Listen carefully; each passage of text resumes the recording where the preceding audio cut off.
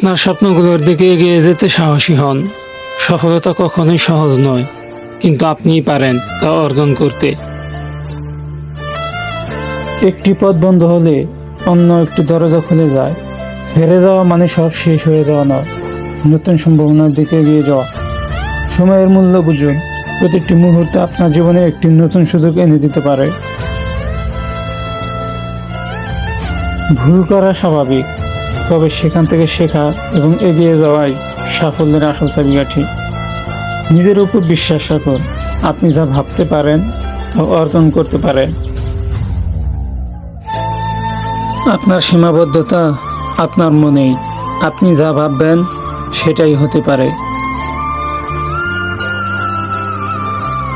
আপনি যত কঠোর পরিশ্রম করবেন তত বেশি সাফল্য আপনার দিকে আসবে।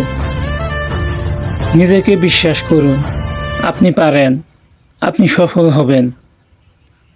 ধন্যবাদ।